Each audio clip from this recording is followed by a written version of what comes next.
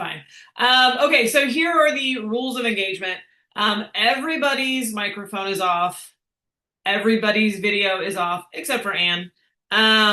You have the ability to put them on if you want to. Just know if you turn them on, then your face is going to be shown in the recording. So that's entirely up to you. So if you have questions and you don't want to put your video on, you can jump into the chat. I do a pretty decent job of catching stuff as we go. So you can jump into the chat and ask questions. I'm seeing some hellos in the chat. But again, you can turn on your video if you want to. I just do it for kind of a privacy thing because I know a lot of times people are either doing something or they just don't want themselves to be on the video. So welcome to week 2. We're going to jump in and I want to start. We're going to talk. Hold on. I had it here and then I have too many things open. Let's see. There we go. So I'll pull this up. Hopefully, let's make sure you guys can all see that. Yes.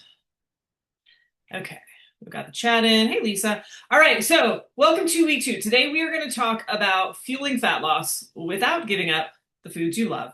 But before we do that, I kind of want to go back and review and do a quick review from last week. And I am also going to open it up to questions regarding that. I'll kind of keep an eye on time because so that I want to make sure that we can move forward, but I also don't want to just skip ahead and then you forget all the things that that we talked about last week. So as I'm going through this, feel free to jump into the chat or you can go ahead and unmute yourself or get ready to ask questions or share comments, whatever you want to do. So last week, what we talked about is really just having a better understanding of what the metabolism is and what it is not. And hopefully what you took away from that is that it is more of it is an energy system, the whole thing. It is a barometer. So it is a stress barometer. It's like that. Remember we talked about that airport control tower and it's always assessing things internally and externally. So it's always assessing and it's less of a calculator in terms of the way that we think of it, right? So hold on, make sure, there we go. Let me pull this up. Hold on, wrong thing. I want to make sure that the chat is visible so that I can see you guys. There we go. Okay, this down here. Okay, sorry guys. Is that? There we go. So also, hopefully you're taking from this is that even if your metabolism is a little sluggish, it is not broken. It is doing exactly what it is designed to do, which is to keep you alive. No matter what you throw at it, whatever life throws at it, it's going to try and keep you alive. So it may slow down in what you want it to do, but it's using that energy to keep you alive. So it's just prioritizing where it's sending that energy. We also learned that a healthy metabolism requires a healthy relationship with it. It's not a what have you done for me lately thing. We have to nourish it. We have to take care of it the way that we expect it to take care of us. So hopefully those are the things that you took from last week. Your homework was to work with your BMR, basal metabolic rate. Your true BMR is BMR at rest, meaning that if you were to lay in bed all day, how many calories your body should need just for general metabolic function. So we went over that and then I showed you how to calculate it based on activity, like what you think you might be burning. And what I hope you spent some time kind of thinking about this last week is, and no judgment, we all have done it and do it in some ways, but in what ways have you been unintentionally slowing your metabolic rate down? And what did you notice? Did you make any changes this week? Did you get any different feedback this week? So I'm going to open it up to any questions you have about it or anything that you noticed that you would like to share. And you can either unmute yourself and go straight in on video and ask and share, or you can jump into the chat. Either of those things are fine. Anybody? So I did notice a few things. I know I've been eating a lot fewer than I should, not because I'm dieting, just because I don't just have it. And so trying to increase my intake for calories in a good way, kind of felt bloated all week. But I did notice I had more energy, but I was always full and slightly bloated, so it was a little uncomfortable trying to eat somewhat larger meals or spreading them out throughout the day. It was kind of not force feeding, but force feeding in a way. A little bit. Were you trying like what kind of stuff were you eating? Were you focused on protein? Were you focused on like fiber stuff? Like what kind of stuff were you eating?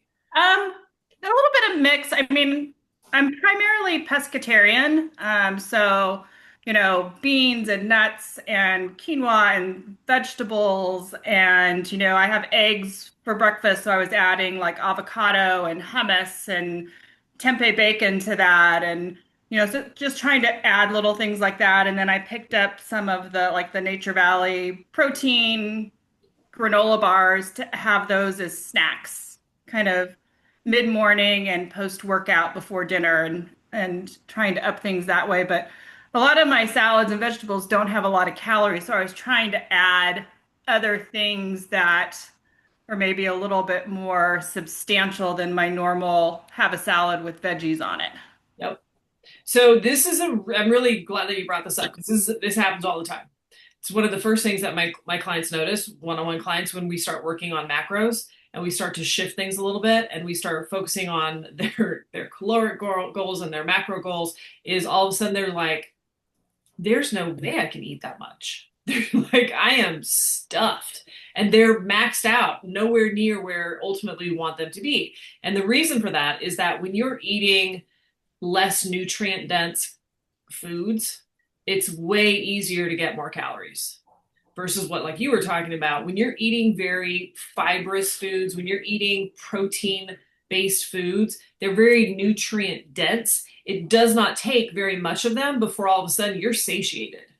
So, and we're going to go into the more nutrition part of this in a little bit, but both protein and fiber require your body to work harder to digest.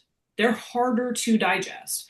So that's not a bad thing because you're forcing your body to go to work, which is where you get the uptick in metabolism. You just can't go too big too fast. So you want to do it a little bit at a time so that your body can adapt. So what I would do is I would take what you did this last week and I would dial it down just a little bit till you find that sweet spot of like, okay, like I'm definitely getting in more fiber. I'm definitely eating a little bit healthier. I'm eating a little bit more frequently, but I'm stopping when I'm full so that I'm not eating like stuffed, being to a stuffed point. And what you'll notice is over time, you'll be able to eke in a little bit more. Your metabolism will adapt to that. It will learn how to digest more, and then it will just, you can inch it up a little bit at a time. Does that make sense? Yeah, I think I got myself up to about I'm gonna say 18 or 1900 calories a day Mm-hmm.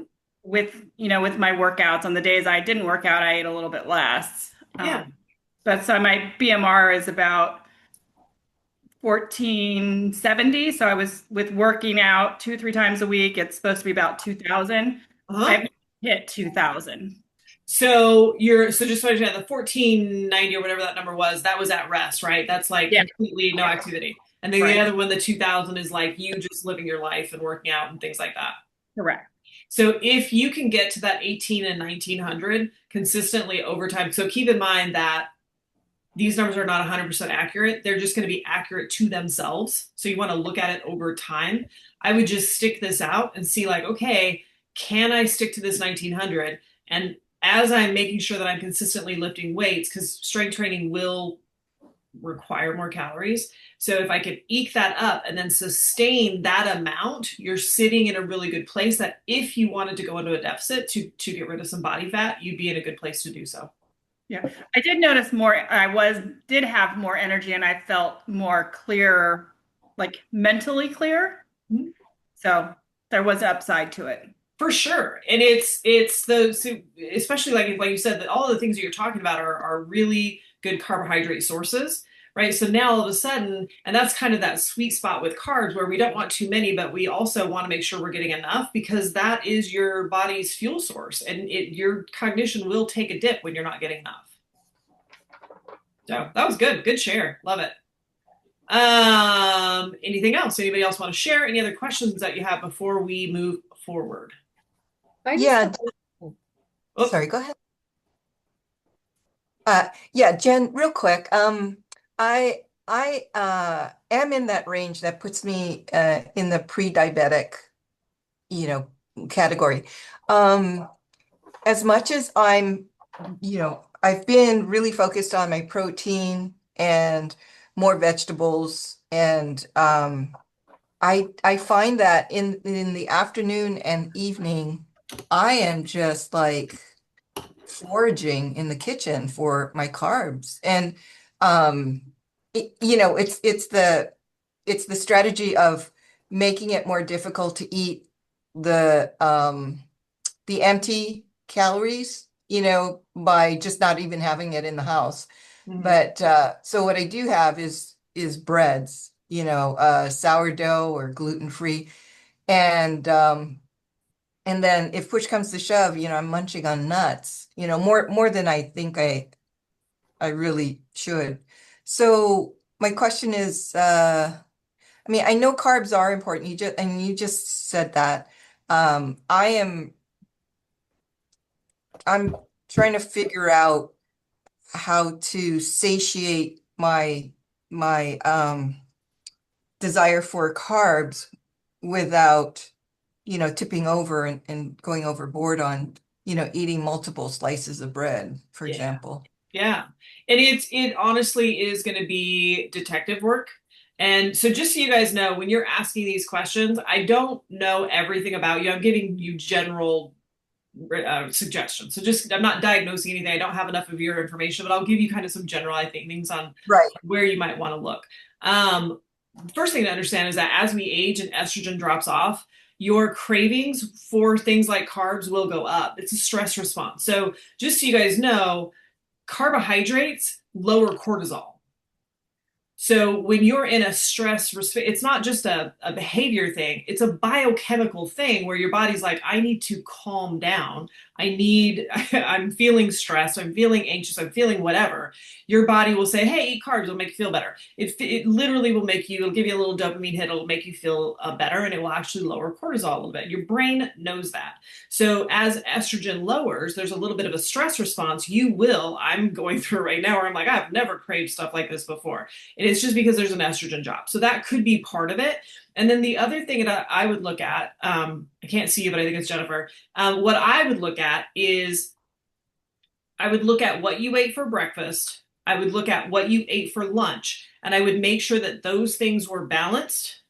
And then on the days that you lift, I would make sure that you uptick your carbohydrates just a little bit more. Because when you lift weights, simply by doing that, your body needs that insulin. So it's going to pull that in. And I think anybody who is pre-diabetic, diabetic, all of a sudden you're like, no, no, carbs. And it's like, you just got to learn how to balance them. We don't eliminate them.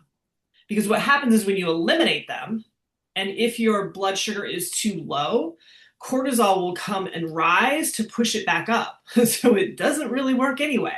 So what you want is balance. So you look at it and you go, okay, did I dip too low with my carbs for breakfast and lunch? Or did I have a heavier workout and maybe I need to uptick that for my lunch just a little bit? And then maybe I am craving the bread and the things and whatever in the afternoon. How can I balance that so that I am getting that carb, but I'm not going to get a blood sugar spike because I'm having protein with it? So I Right. do this all the time where like I'll have like a heavy protein snack. Like it could be, I don't do a lot of jerky, but Michael gets salmon jerky that I like. And so I'll have a little bit of salmon jerky, or I'll have a protein bar, or I'll have a little piece of chicken, or I'll do something that is like protein based. And then I'll have a thing of popcorn. Because I know that if I have the protein first, that slows the blood sugar uptick of that carbohydrate. Right. Right. And the combination of a protein and a fiber, that's why I like the protein and the popcorn, is it's going to fill me up faster. Oh, I like the strategy. Okay, great. That Thanks. helpful? Yep. Okay. Good question. Lisa, I think you had, and then we'll go to Lisa, then we'll jump into this week. Yeah, it was kind of like it might be kind of a dumb question, but but um I know there's the BMI and the BMR and I've calculated all that, but like what determines how different my metabolism rate is than yours? Like somebody was just asking me, I was telling them all these cool things that I learned in your class last week, and they were going, yeah, but what, like, how do you know your metabolism rate or whatever? And I was like, maybe that's not a thing, you know. Anyways. Yeah, I don't think it's a dumb question at all, right? Like, so here's, and this is here's a good example. Is a lot of times when I share how much I eat, people are like, "How do you eat that much?" And I'm like, "Well, I'm 6'2" and I weigh 175 pounds. I also have more lean muscle than most women my age, right? So those things do there. So muscle, number one, the more muscle you have, muscle is metabolically expensive. That's why your body will try to burn it because muscle requires calories. So you will have a naturally higher metabolism simply by having more muscle. The more you weigh, the more your body will burn. Men, because of their hormonal profile in general, they will have a higher metabolic rate. And then, yes, activity and the type of activity you do and all of those things will have an effect as well. And then your metabolic health. Does that Perfect. answer your question, Lisa? It does, because it's yeah, because the other thing is more about, like, you know, how many calories am I burning in a day and all that kind of thing. And a lot of the things that you mentioned are just things that I was trying to notice and be mindful of, and just like your acronym that you have, like just noticing, like, oh, I ate that and now I feel sleepy, or I can't go more than 4 hours without eating something, typically. Mm-hmm. Or even if I can drink 25 cups of coffee a day, I probably shouldn't. So I'm one of those people who could drink it and then go to bed, right? But I'm knowing that that might not exactly, you know, work for me. Like it's just something to watch and be mindful of. It doesn't mean I have to cut anything completely out, or that, at least, you know, for my health, I don't think I do. But it's just being more mindful of, like, in this moment, based on mood, energy, is this the right choice? So this is a really good point because and now that you're explaining it, there's something to keep in mind, right? Is that there is a general way of how the metabolism works, right? So like it's like everybody kind of falls into this general, here's how the metabolism works. But then we all have our own metabolic blueprint, right? So it's kind of like a fingerprint. So like everybody, we all have a finger, but our fingerprint is individual. Does that make sense? So like we all could do this with our finger, that's your metabolism, but the print itself is individual to you. So for example, some people process and metabolize fats better than they do carbohydrates. I am not one of those people, right? Like if I go too high on fats, like it really screws me up. That is my own metabolic blueprint. What you're talking about is a fast metabolizer versus a slower metabolizer. Like that's an actual thing. So you kind of got this broad metabolism, how it works, and then you've got the individual stuff that you kind of have to just do what you've been doing and going, I did this and this happened.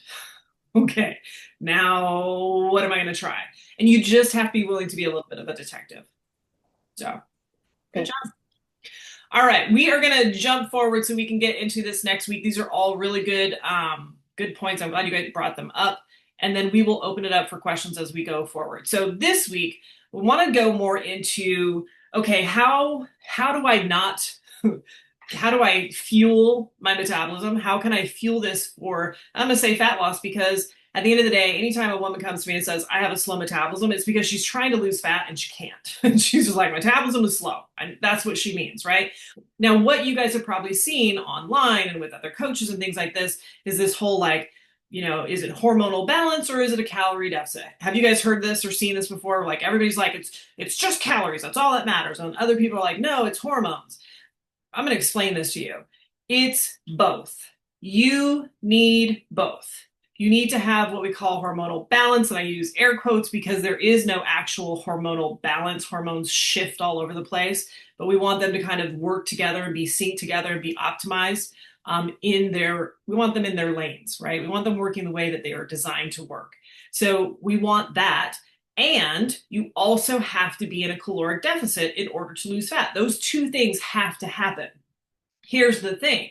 What you need to learn is that if you optimize your hormones first, then hitting a deficit is more doable. And the reason being is that hormones control fat burning and fat storing. Hormones are messengers. They tell your cells what to do. So they go in and they're like, knock, knock, do this. Well, if they're getting a signal being sent out that says, nope, you need to go into fat burning, it doesn't matter what you're eating and how healthy it is. And even if you're in a small deficit, it's going to go, you know what?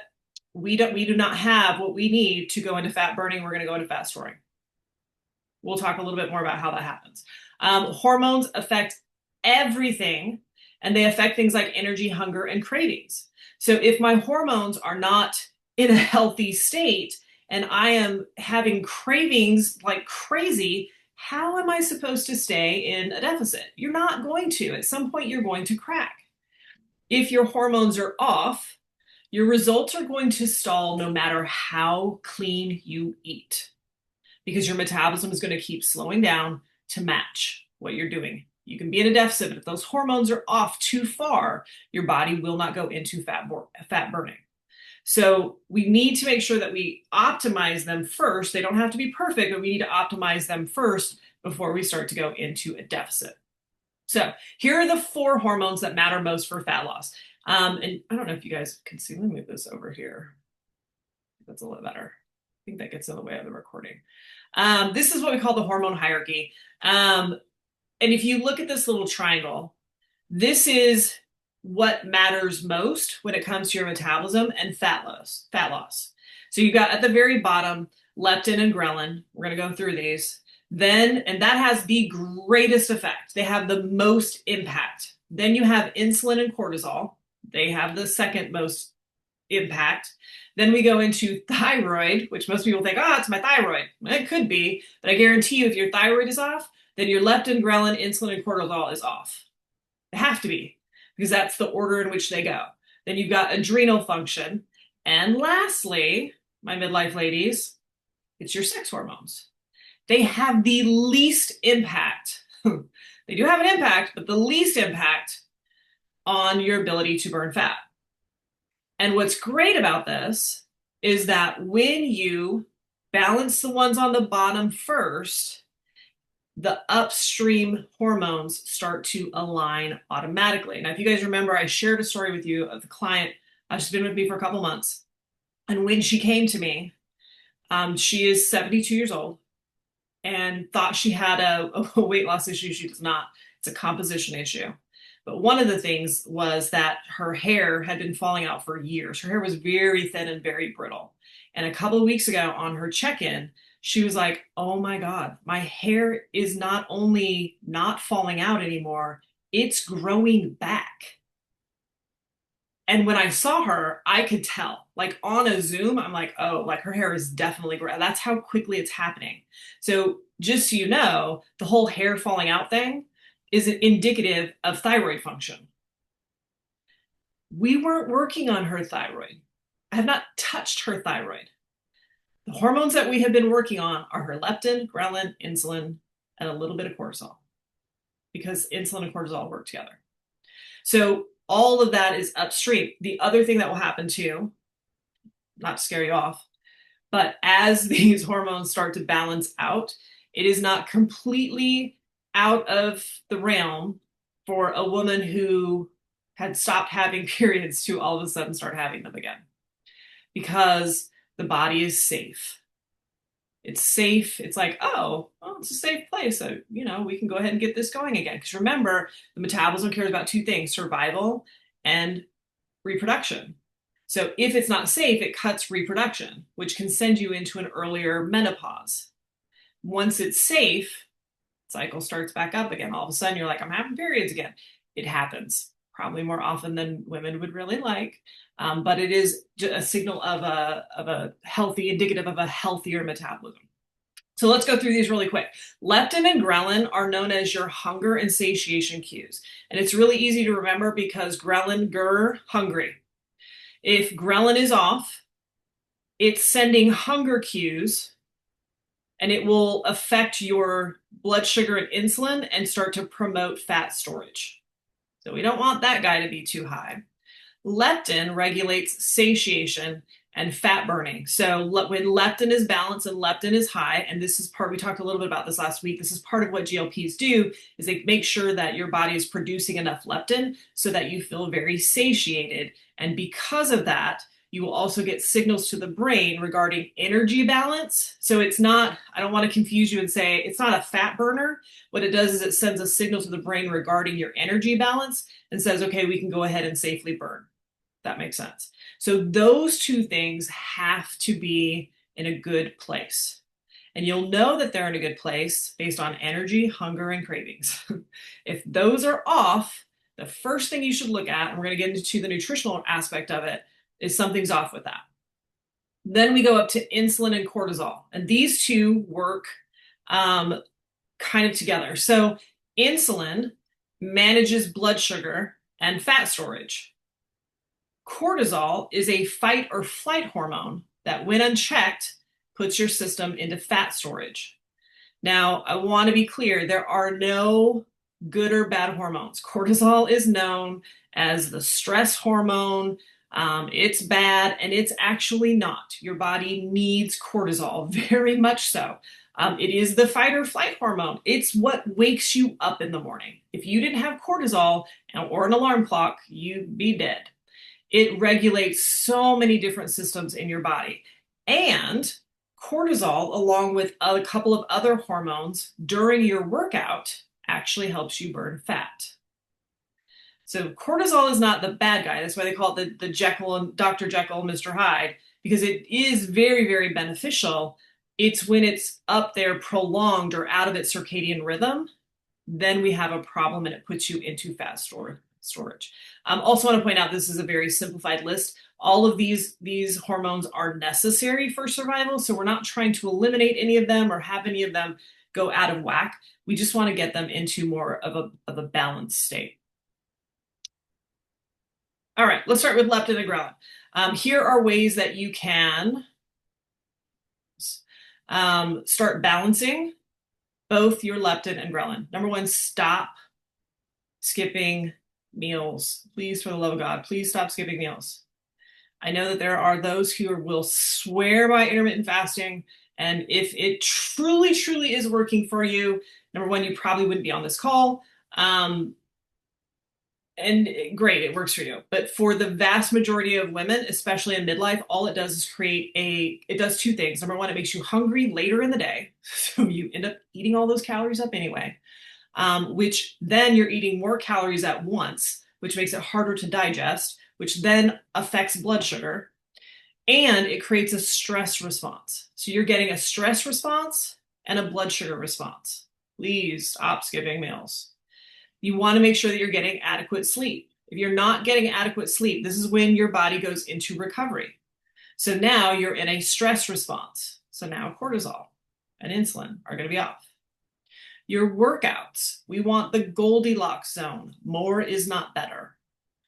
What we want is that sweet spot, because what happens is workouts make you hungry, especially strength training or long cardio sessions. If you ever pay attention, like I know on leg day, I'm a hungry bear. Like I need the calories. So my body's like, I need it, right? So you want that sweet spot of like, I'm working out just enough and I'm not working out just to burn calories. Again, stress management.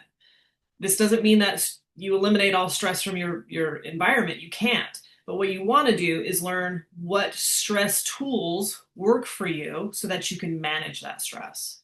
And then you need to prioritize the big three with your nutrition. We're going to go into this in just a little bit, and that's water, protein, and fiber. So that's how you're going to start to balance your leptin and your ghrelin.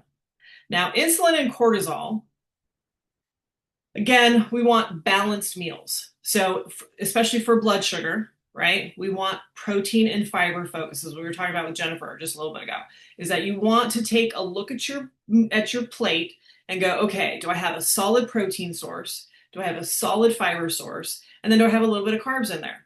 that help kind of fill my tummy and make me feel good and give me, clarity in my brain. We want balanced meals. We don't want carb heavy meals. We definitely do not want carb fat with minimal protein. Terrible for your blood sugar. It's one of the fastest way to gain weight and also feel terrible, right? So we want to balance that out. We want to, Alina, give me just a second, limit caffeine and alcohol. So that will affect your insulin and cortisol levels. It doesn't mean no caffeine. It doesn't mean no alcohol, but yes, test it and see like, where is that spot, right? Like Lisa mentioned, like she can drink, I'm kind of the same thing. I can drink caffeine and then just lay down and take a nap. So you got to figure out like, okay, how does my body tolerate this? Elena, do you want to jump in and ask your question before I keep going? I saw a hand raise. No? Oh, hello. Sorry. That's okay. I'm on the phone this time and I have to jump off pretty soon. But yeah, I had questions on alcohol and how that affects everything. I work in the wine industry, and so alcohol is like a big I think problem for me. So I've heard like kind of contradictory things on whether it's better to like have your alcohol all together within a few days, or if it's okay to have like a glass every day, because I've heard that even one glass can completely throw you off, and it's better to like, and even for the next day, so that it's better to like maybe drink 2 or 3 days in a row and then take 4 days off or something. But I've also heard, if you have 1 to 2 a day, that's fine. So I don't know. Just wanted some clarity on that. Yeah, I think it's number one. I think everybody wants to know, right? Like, what's the magic number? There isn't one. There really isn't one. Number one, when it comes to alcohol, it is a toxin. No, it just is, right? So there's no safe amount. There's no like drinking wine is good. It's all like, so don't buy into that. It's a toxin. When you drink it, you know what you're doing. I do it too, so no judgment. At the end of the day, what you're looking for is the spot that keeps you satisfied without overdoing it. And for everybody, that's going to be a little bit different. My recommendation is that if you're having to have more than like here's what you don't want to do. What you don't want to do is not tell yourself like, I'm not going to drink Monday through Friday. And then you just go get blasted all weekend long. You're drinking, whatever, 3, 4, 5 drinks, whatever, the rest of the weekend. And you feel like crap the whole weekend just because you're trying to get it in. That's what I don't like about saving it up, is because it puts you back on that whole all or nothing thing that most women cycle through all the time. So my recommendation, just based on a behavior standpoint, is to figure out like, okay, how do I find that sweet spot where I'm not swinging wildly? Because that swing is stress on top of the alcohol being a toxin, is figuring out like, how can I learn how to do this in moderation? And then what is the best way for me to do that? And Jen, what did you say the worst combination is? You said that is just the worst combination, and I missed what it was. Carbohydrates and fat. Okay. And then the other thing when it comes to alcohol, something to keep in mind, a couple things. Number one, alcohol is its own macro, if you will. So I think we talked about this last week. Both protein and carbohydrates have 4 calories for every gram. Fat has 9 calories for every gram. Alcohol has 7. And your liver is always going to prioritize metabolizing alcohol first, and that takes time.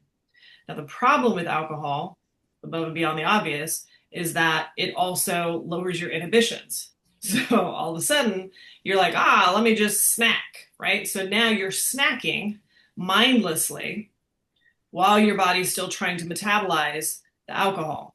So you end up eating way more calories than you ever intended to. And your liver's like, oof, I ain't got time. Store, right? Because it can't keep up.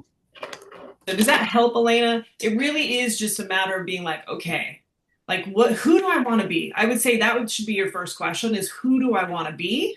What do I want this to look like? And this is coming from somebody who used to drink every day. Just one, every day. 4 o'clock. I'm like, whoop, here we go. I make a great old lady. And that was the day that I said, ooh, I don't want to be that old lady.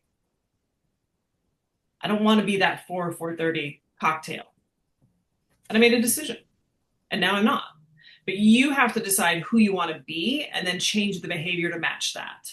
And then just get the alcohol limited down as much as you can while you can still enjoy it. Find that sweet spot for you. Hopefully that helps. Yes, thank you. Okay, so we're good. And when it comes to cortisol and insulin, we want consistent sleep wake cycles. So that if you don't set an alarm clock, when you wake up, or even you wake up at 2 or 3 o'clock in the morning, you wake up at 5 o'clock, whenever your body wakes up, that is a cortisol awakening response. That means that cortisol is rising. Melatonin drops. They oppose. They are opposite, right? And so that we want that to be the same so that your cortisol circadian rhythm, so that it can get into a rhythm and it's not getting all wonky. We want carb intake based on activity level. We also want carb intake based on keeping cortisol low. So one of the worst things you can do is eliminate carbohydrates from your dinner if you're having a hard time sleeping, because carbohydrates lower cortisol. We don't want to eat too many, so don't eat too many, because if we eat too many, blood sugar goes up and then crashes, cortisol comes up to raise it back up, and now I'm awake. So we want that even keel for as long as we can get it. We want blood sugar levels as even as we can keep them. And then keep in mind that leisure walking and strength training are the magic combination to keeping your insulin and cortisol balanced. Neither, like your walking and strength training, number one, leisure walking is amazing at helping with insulin resistance. It helps your cells become more insulin sensitive, so it pulls that insulin in. It makes those cells more sensitive to its message. And again, we talked about with strength training, it's going to pull that insulin in and use it. So that combination is magic for helping to balance these out. Insulin and cortisol are counter-regulatory hormones having opposing actions on blood sugar. So they kind of do this, right? And we want them to do that, but we don't want them going super wonky, like super high, low. All right, let's go to, so how do we eat? What do we do to support this? Well, this is the nutrition big three. Okay. Now I get asked this a lot I'll get asked, is that it?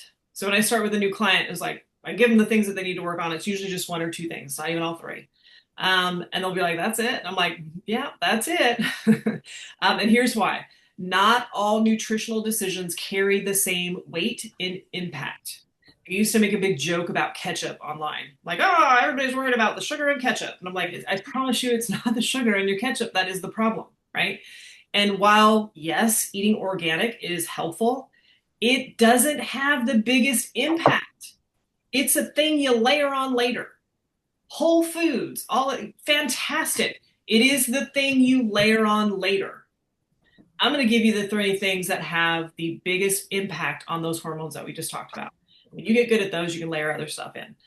These 3 habits have the biggest impact on your hormones. Your brain is wired for automation and it rejects change. It literally will talk you out of it. Anytime you set a goal and all of a sudden your brain is like, oh, you're good, or oh, I'm tired, or you can do it on Monday. Like, that is your brain saying, I don't want to change. I love you as you are. Do not make any changes. So as simple as just getting more water in, wait until you go to do it. All of a sudden it gets hard. Our brains are also wired for all or nothing. And all or nothing almost always leads to nothing because it's too hard to follow through on. And you can always easily layer in other strategies as these first 3 become second nature. So what are they? Water, protein, and fiber. These are your nutrition big 3.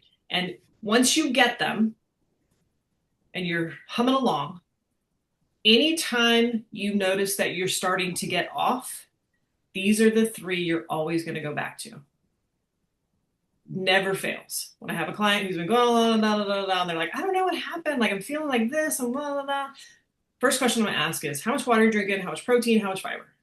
Take a look at those. And I promise you one of those, at least one of those is off. And they notice the difference. So let's talk about water. Why is it important? Well, it hydrates every cell in your body, every cell in your body. It supports a healthy metabolism.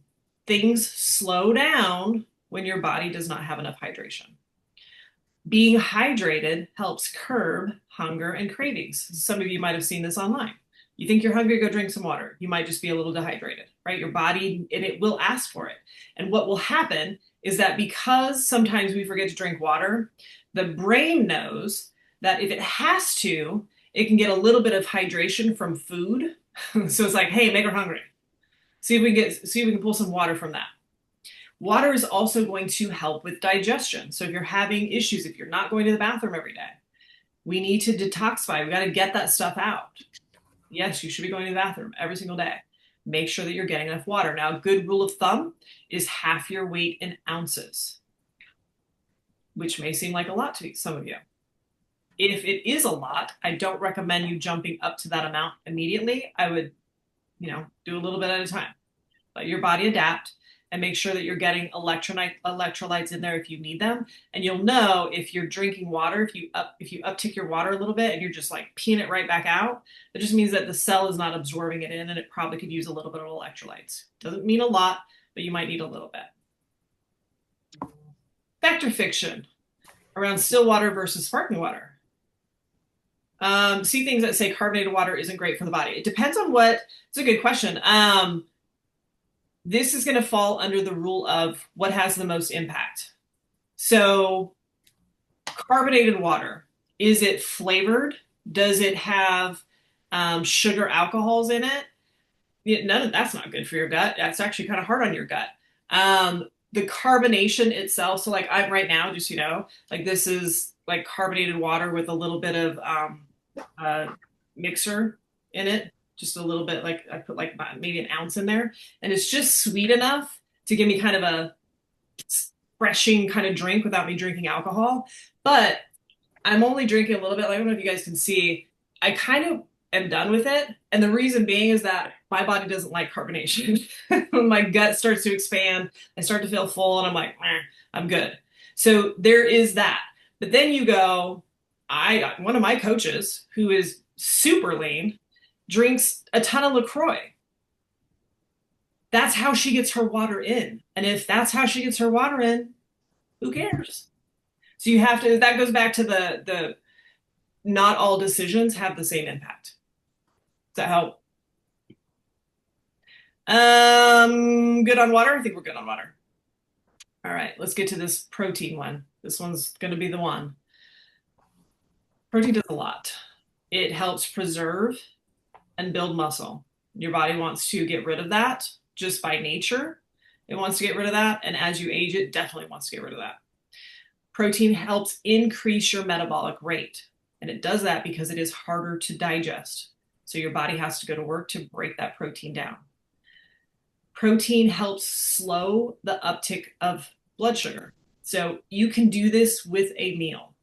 If you eat, and there are plenty of studies that will show this, they've been doing this for years now, if you eat your protein first and or your fiber first and your starch, your carb after that, your blood sugar will not go up as high, even though you have a carbohydrate. So let's say you have pasta and some chicken and some greens. If you eat that chicken and the greens first and then the pasta, your blood sugar will not go up as high as if you ate the pasta first. Kind of cool trick, right? So it will help to regulate blood sugar. And then in the afternoon, when you want some sourdough bread, Jennifer, it will keep your blood sugar from going up. It is the most satiating macronutrient by far. And it's why a lot of women, when I start going into macros with me, they're like, I cannot eat anymore. Once we get them closer to their protein target, they're like, I'm stuffed, right? Because now all of a sudden their body's like so satiated. And then when they're satiated, they can have little bites of stuff, cookies and cakes and little things, because then they're like, I'm full. Like, I just want a bite. They can now enjoy the little taste of stuff without overeating because they're already satiated. That's how you create sustainability. Now, a good rule of thumb, and everybody's a little bit different, especially as you age, keep in mind that your body's not producing these digestive enzymes. So protein is harder to break down, but a good rule of thumb is 1 gram of protein per goal body weight. So if you weigh 200 pounds and your goal is 150 pounds, your goal of protein is 150. If you are logging your food and you realize you're at 77 right now, do not take your protein intake from 77 to 150 because you will be very constipated and very unhappy. Want to get to 100 grams first and then slowly uptick it from there. Fiber is going to help support digestion. It's going to help get the rest of that protein out of your gut. You don't want it sitting there. It's why I always laugh anytime somebody's like, are you carnivore or are you plant? I'm like, both. Like, you should be eating both. They're both important, right? So we want the fiber to help eliminate some of that out. Again, fiber is going to help with blood sugar control, fewer crashes and cravings. So if you are pescatarian or if you are vegetarian, make sure that you're getting plenty of fiber in, not just carbs. It's also going to boost satiation and some satisfaction. The goal, and everybody is different, is 25 to 35 grams a day. You want a good blend. You're probably going to have a really hard time getting 25 grams of fiber from just vegetables and fruits.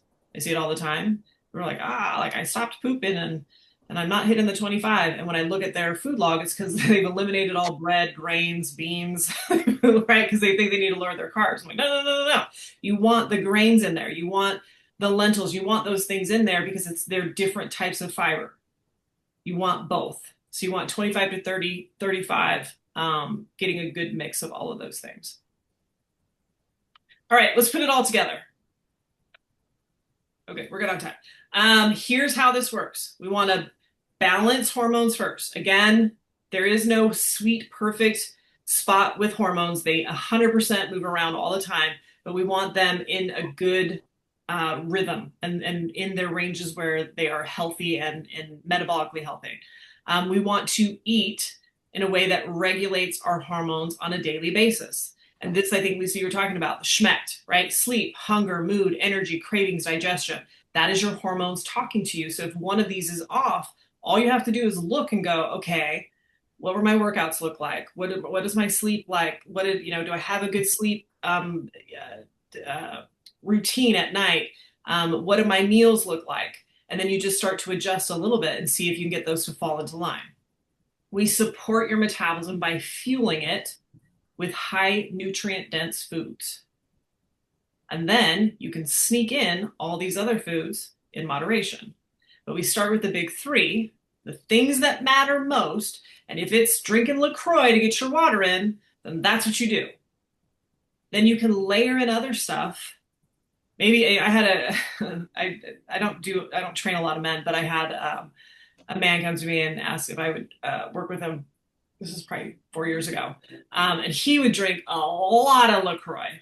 I was like, all right, it's what it is. Like, he's trying to buy cases of it, right? And what we did is we just slowly tailored it back to where eventually he was drinking like a couple a day. And the rest of it, he was actually drinking just plain water. And it was not a big deal. We layer in that stuff a little bit at a time. But when you do it this way, it allows you to enjoy all of the foods that you love easier. So much easier to do that because you're already satiated. You don't feel like you are missing out. You're not being like, oh, Monday through Friday, I do this, and then on the weekends, I got to get it in, right? That's a all or nothing. You literally can have anything any day of the week.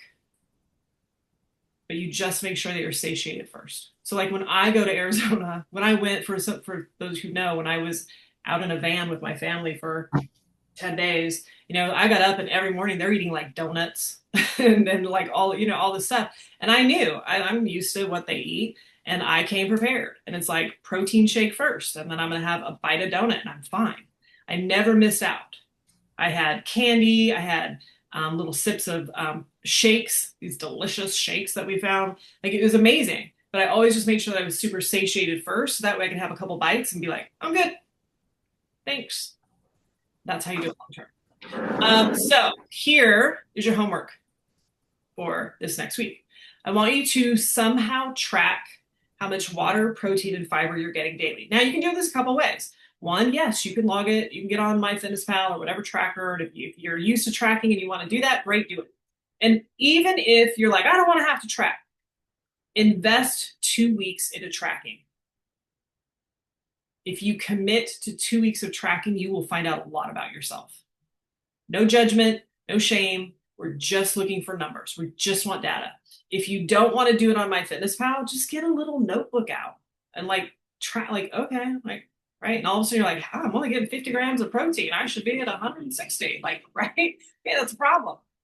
So pay attention to that. And then you're going to go, okay, just run a quick scan. Do I have any cravings? How are my energy levels today? Put a little note next to each day that you log. And then reflect where you need the most support. We don't change everything all at once. We're going to change it a little at a time, but I want you to identify the area that you know you need the most support, and then let's work on that. All right, next week we're going to work on what exercise burns the most, where to put your focus, and we'll move into kind of the movement of that. I think I saw somebody's hand go up. Joe, what do you got? I have a couple questions. Yeah. The first is talking about slowly and not jumping, because with my protein intake, I am one of those people that find it very hard to even comprehend eating as much protein as I'm supposed to. So I've been adding protein to my daily, and I'm gonna get there, but how are you talking, like when you're saying slowly adding it, are you talking about adding like how slowly, like adding 10 grams a day until you get it 20? I mean, how slowly should we add it? And same for fiber. So what I would do is I would get to 100 grams a day first. I would make sure that every meal or snack had at least 20 to 25 grams. Okay. And make sure that you could tolerate that. Okay. Do you know how, like, what is your total target that you think? Oh, well, going by my goal weight, it's going to be, I'm supposed to be about 145, 150. Okay. How close are you right now? I'm probably about 70. Okay. Get to 100. So, okay. Get to 100. So like within a week? Yeah, I mean, like everything's gonna be a little bit different. I mean, that would be ideal. But again, if you don't have the digestive enzymes to break that down, then you go, okay, I gotta address this. Because I'm never gonna get to 150 if my body can't break down 100. You should be able to break down 100. Okay. And then once you can do that, then you're like, okay, now I'm gonna get to 120. And then you just kind of ask yourself, what's the easiest way for me to do this? Because if you, let's say that you're eating 4 times a day, 3 meals and 1 snack, and you're getting an average of 20 to 25 grams per whatever, right? Well, then you could go, all right, well, I know for breakfast, I could get this to 35. So let me just do breakfast for a few days. And develop that habit. Okay. Or you could just take your protein source that you have for each meal and increase it slightly. Do whatever is easiest, because then your brain will not push back as hard. Okay. And then so kind of the same for protein, because I know you don't want to jump your protein up too fast, because that has adverse effects also. You're talking protein or fiber? I'm sorry, fiber. Yeah, same thing. And what's interesting about that is that getting too much fiber doesn't automatically mean that you're going to be running to the bathroom every 5 minutes. It could mean that you're constipated, depending upon whether you're getting soluble or insoluble fiber. So, but yes, you will have consequences to that. So same thing, I would say if you're at like 12, get to 20. Okay. And then for the hormones, I mean, I know obviously men's hormones are different, but just kind of the same basic rules apply in terms of the balancing of insulin and cortisol and kind of managing those, because my husband we've argued for years about skipping meals and those types of things. So And then final question. Sorry, I know I Can don't I want go, to take can I up answer? everybody's Okay, time. can I go back to Yeah. that really quick though? Because there is a Yes. difference. There Okay. is a difference. And this is why you will see, if you pay attention to the people who talk about intermittent fasting and here's these studies, they're men. Ah, And here's why it typically works for them. Their insulin levels and ghrelin and leptin have the same basic blueprint, but they don't get the stress response that we get. oh, okay. So they can do all kinds of wacky stuff and they don't get that same response, which is why that kind of stuff will work better for men. Okay. As long as they don't then go eat up all, like the whole like don't eat until noon and then if you eat 4,000 calories it doesn't matter, like you're not helping yourself in any way and you're Right. increasing your insulin levels on the back end, so what's Right. the difference? But if it's Yeah. somebody who's like, no, I intermittent fast and then I keep within my calories and I like not having to think about food and it works for them, great. Okay. And then the final, I know that the recording, you sent out the recording last week. But are you going to make the slides available to print out? Oh, I can. They're I on just, the video, but I could somehow attach them like as just like a PDF. yeah, it's just, I like to have kind of something I can write. It's just my own Yeah, I can do that. record. Thank you. You're welcome. You are very welcome. I had some people jump into chat. Let me make sure I didn't miss any questions here. Lisa, I am recording every week. Yes. Keely, hopefully I didn't miss you. Thank you for being here. Oh, well, this is a good one. Olipop sodas with 9 grams of fiber help, or does the body metabolize them different? Again, this is Elena. This is going to be a per person. I actually don't do well with Olipop, and I have other people who do really great with them. So I would say test them, make sure that you can digest them. It could just be the carbonation in it. It could be the type of sweetener that you're using, but technically it is still hydration and water. And if you do well by them, then they would count towards your water, as far as I'm concerned. Try to track when it comes to our metabolic rate. How do we determine how to eat relative to varying levels of activity? Just trial and error, and what helps maintain good energy after workout? Yes. Did everybody get that question? How do we determine how to eat relative to varying levels of activity? Is it just trial and error? And what helps maintain good energy after a workout?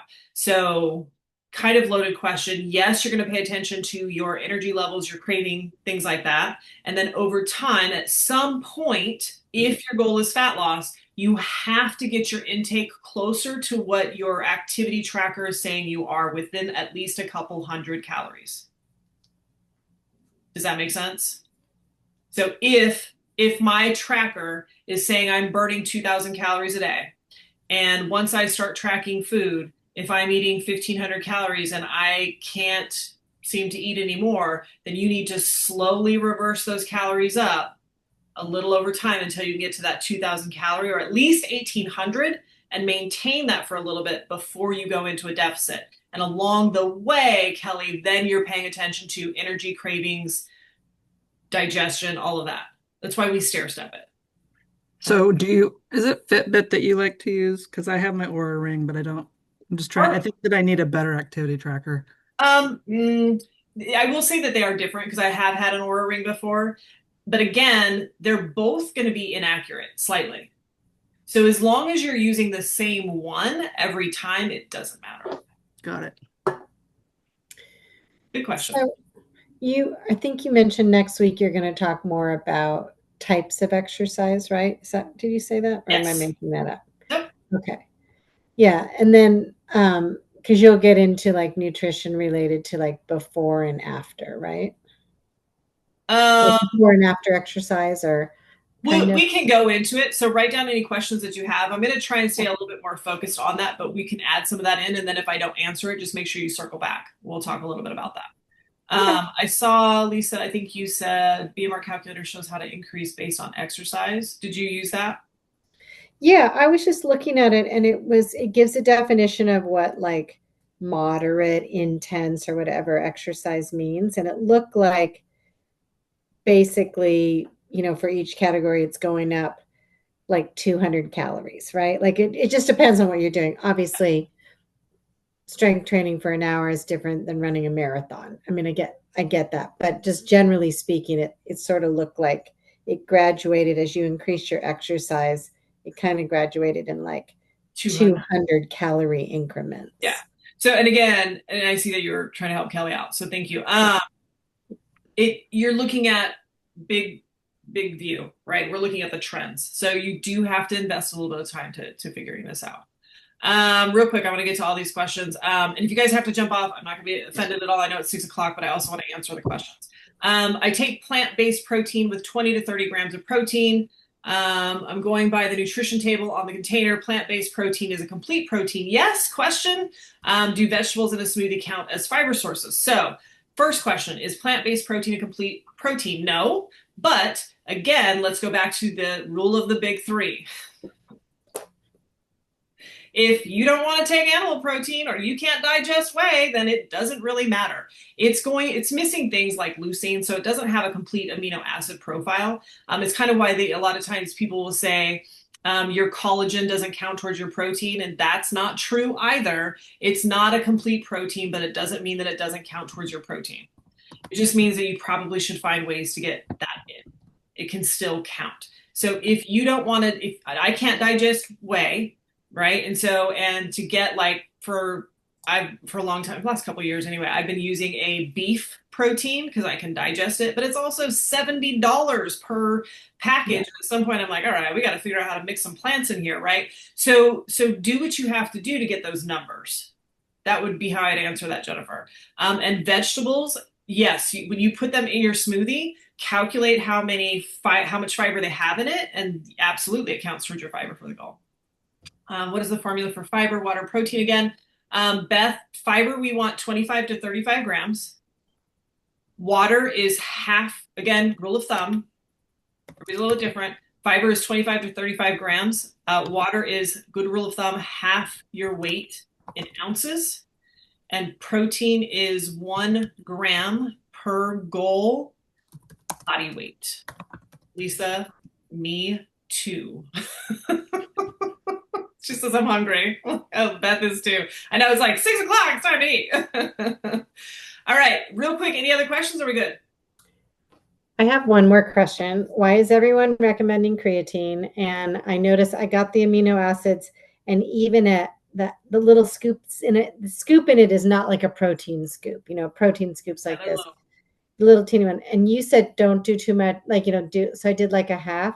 And I have to say, it made me a little short of breath and a little racy heart. And I do have an irregular heartbeat. So my heart it's a irregular pattern. So it's not all over the place. It follows a consistent pattern. But it was just interesting to me. There are things I have to watch. And the thing that will trigger it the most is being dehydrated. So a couple people are jumping off. Bye, guys. It's fine. You guys are good.